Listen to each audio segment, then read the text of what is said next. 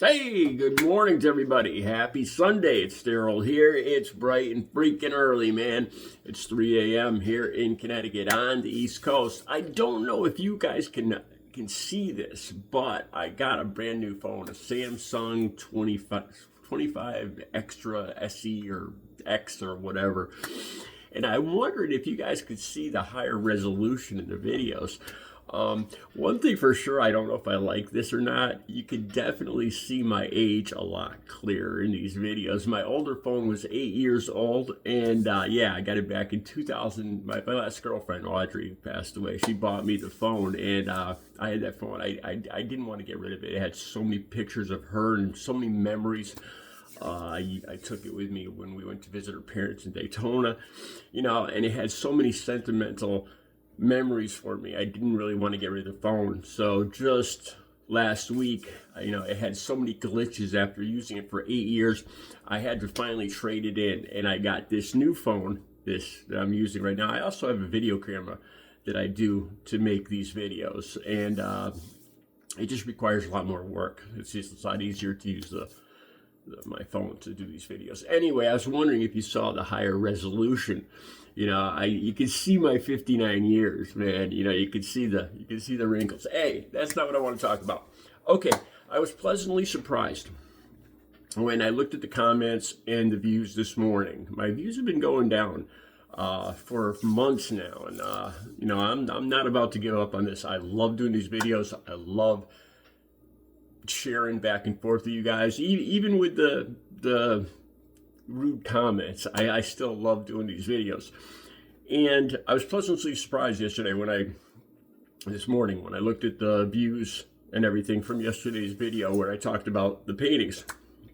And we still have at least 100 or more paintings to go through in my closet. And I'm going to do more of those videos. I might just do another one this morning, but instead of just following it right up, I didn't want to, bore you guys with the same videos over and over. I kind of, if you guys like them, I kind of want to space it out a little bit. And I figured I'd tell you about how I actually got into painting, how it pretty much saved my life. I was kind of hesitant to say that, but I don't think I'm exaggerating. It did actually save my life. And I want to tell you how I actually got into painting. It was part of my recovery. Okay. I was in and out of detoxes and rehabs. Usually I would go to a detox. When I first went to my first detox, I was probably about 33, 34 years old after I've been using heroin for about 6 years. I was a cocaine addict since I was about 18 years old. I started using coke and crack for decades. I started mixing in heroin probably in my mid 30s or early 30s. Because crack, I actually believe that, I started using oxycodone and Vicodin. I had 2 back surgeries, and I was never a big fan of opiates. Cocaine was my drug of choice. And the doctor was prescribing me Vicodin every single week because I kept asking. I'd go back to him after 7 days and ask him for another script. I'd get another script, and this went on for months. And of course, at first I was actually selling the Vicodin to buy my crack. When I hear myself say this stuff, and I've been clean and sober now for 18 and a half years, when I hear these words coming out of my mouth, the things I used to do, it's unbelievable to me. The person I used to be, the things I used to do on a daily basis, the felonies I used to commit, the immoral things that I used to do. So I used to sell my prescriptions, and I would go through a whole bottle. When I did take the Vicodin, I'd go through a whole bottle of 20 pills in one day in 24 hours. I would probably snort half of them, and I'd crush them up and snort them. The other ones I'd take like 5 at a time. I'd go through the whole bottle in not even 24 hours. That's how bad my addiction was, and it got worse. So I eventually, of course, I started buying heroin on the streets of Waterbury. People that aren't associated with drugs, God bless you if you're not. But people have asked me, well, how do you do that? How do you find dealers? And I'm not going to give you guys any tips, but unfortunately, it starts to come naturally to you, where you just make eye contact with people on the street, as you're driving. I was driving in my car, and I would, I'd hear through the grapevine where the drugs are sold, or you'd even see it in the newspaper, what part of the city where drugs are sold. And, you take a ride down a street, you see in the newspaper, and make eye contact, just a nod with the people on the side of the street. And that's how I started making contact. And that's how I eventually started buying heroin and getting addicted to heroin. And before I knew it, I needed 10 bags a day. I would get that immediately in the morning, and I'd smoke crack and snort coke, snort heroin all day long. Okay, so the rehabs. I started going to rehab. I started going into a detox. Like I actually heard from one of my dealers. He told me about one of my dealers actually told me there's a good the Bristol Hospital, Bristol, Connecticut had a great detox program, and I went there, and I really thought this was a rehab. All right, it was a 3 to 5 day detox. So I went in there. They gave me methadone for 3 or 4 days. They gave me a little bit, stepped me down each day. And I got out of there in 5 days. And I thought I was clean and sober. I thought I thought that's it. My problems are solved. I'm clean now. I step out the door, and within about, we were making plans. They have you make plans to get into groups, as soon as you leave there. But as soon as I hit the sidewalk, as soon as my foot hit that sidewalk, I was on my way to using again. So this was a reoccurring thing. I was in and out of detoxes about every 3 months. My life would just turn into a total mess where I owed dealers. People were hunting me down. The police were looking for me. My house was a disaster area. There was pornography everywhere. Burn holes, cigarette burns and everything, and cans, and the place was trash. And so then I would go into the hospital. I go into detox. So like every 3 months, it was like a vacation for me. And it was about my 14th try into a detox, and this place actually kept me for 30 days. I remember they had a Romanian doctor there. It was St. Francis Hospital in Hartford, Connecticut, and they didn't have room at the regular Bristol hospital, so they took me by ambulance up to St. Francis Hospital in Hartford. And it was a brand new detox up on the, it was like on the 10th floor of this building. Brand new, beautiful rooms. I had my own room. I had my own bathroom and everything. And it was supposed to be just for 3 to 5 days. And I had this lady, Romanian doctor, and she saw that I was sincere. And the counselors there, we have group meetings all throughout the day. And they saw that I was sincere and I really wanted to get clean. Actually, one of the counselors, this big, bald, tough guy who was a recovering addict himself, volunteered me to do the NA groups. Every night we would have an NA group. Before we all went to bed, lights out at 9 or 10. We'd have an NA group on that floor, on our floor. This was a lockdown facility. Once you go in there, you don't get out for 3 to 5 days until the doctor says you could leave. That's what these detoxes are. These aren't, once you put yourself in, the doors are locked. You can't just leave. You have to have a doctor's okay to leave. And they would have these recovery groups every night. And the doctor and the counselor volunteered me to lead the group.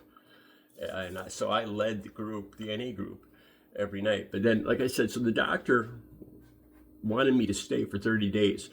And she checked it through my insurance, and they okayed it. And I stayed there for 30 days. Now, this hospital detox also had a new art program. And I'm getting to it. They had a new art program. And they actually had an art teacher from the University of Connecticut, I think it was, that would come in there.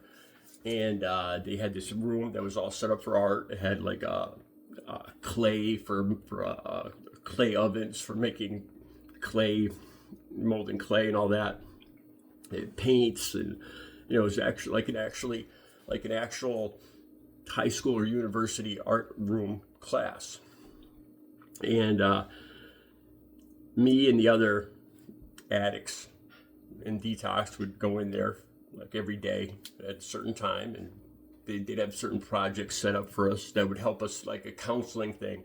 They'd have us draw something from our past, or paint something from our past, or something that's important to us, or make something out of clay. It was art therapy. And one day we were painting. They had paints out. If you could picture a bunch of recovering crack and heroin addicts doing an art class, you can imagine how not disorganized, but how I don't know how to describe it. Because a lot of these people are very angry. We have very little patience when we were in recovery. We weren't even in recovery yet. We were just addicts without our drugs. So there was just a lot of angry, disorganized people trying to paint, at this table, like 8 to 10 of us. It was guys and girls. It was a mixed floor with guys and girls.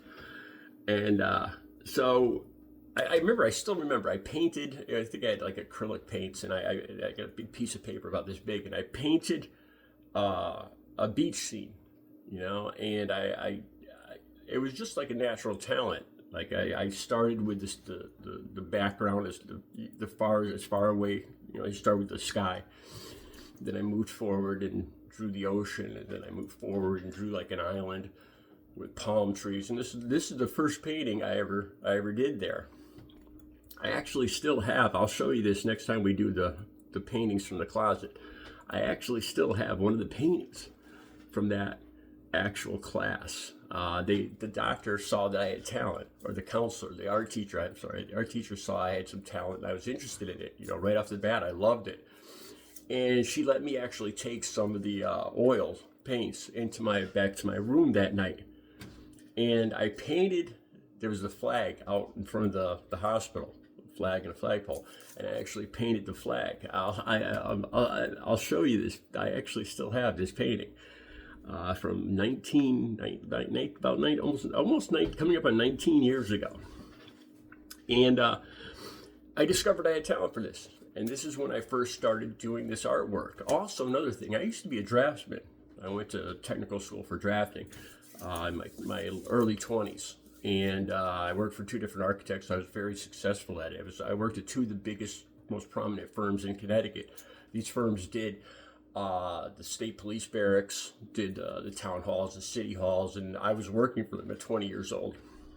But of course, I got involved in drugs, and I got laid off, and then I started driving a truck. I got fired from driving the truck. Anyway, once I saw that I had some talent, in painting, I asked the doctors and the counselors and the nurses in that detox if I could have a piece of paper and some pencils and whatnot. And I would sit down in the cafeteria in our lunchroom area, and I started drawing house plans like I did back years ago drafting. So that it got me, this stay in St. Francis detox got me interested in art. That's how I actually developed this. This is how I actually developed this part of my life now that I use in my recovery. When I first got out of the hospital, I was like, I'm gonna buy paints. Once I got I got out, and I stayed clean. I was going to meetings and everything, and I still remember this. I didn't want to spend the I was going to buy a small canvas like this big, right? The smallest canvas you could buy, and it was less than $3. And I didn't want to spend the $3 because I thought it was going to be a waste. I thought I was just going to waste my money, and I bought a little pad, the smallest pack of paints and the smallest pack of paintbrush. The whole thing came to like $5 or something. It was the cheapest ones I could find. And I still remember, I was standing in the store. I had just gotten out of the detox, and I was standing in the store. I hadn't accumulated much money yet. I barely had any money, because I was just getting into recovery. And I was debating if I was going to spend that $5 on that little canvas. That was the first I still have that painting too. I'll show you these paintings in the next video. I still have that very first painting I ever did after I got out of the hospital. And I thought it was going to be a waste. I thought I was just, in the back of my mind, it's like, don't waste your money on this. And at that point in my recovery, this was the first days, I was still thinking about drugs. I was still thinking, what how much crack could you buy with this? How much heroin could you buy with this? You know, how much liquor could you buy with this $5 or whatever I had in my pocket? You know, and I was very hesitant to spend that money on that very first little canvas I bought. And now I'm buying $80 canvases, $100, $110 for a 4 foot by 4 foot canvas now for professional paintings. And I'm selling these paintings for I think the most I've gotten is $1,200 for one of my paintings. $1,200, and I didn't want to spend I didn't want to spend $3. Basically, it was what that canvas cost. I didn't want to spend $3 on my first canvas. The very first days I got out of recovery. I'm so glad I did. So I hope this made some sense. It was kind of a spur of the moment video this morning. I hope it made some sense. I'm going to show you those paintings in the next video. All right, recovery is possible. I'll be back with another episode of my paintings come out of the closet. I'll do that today. Have a good Sunday.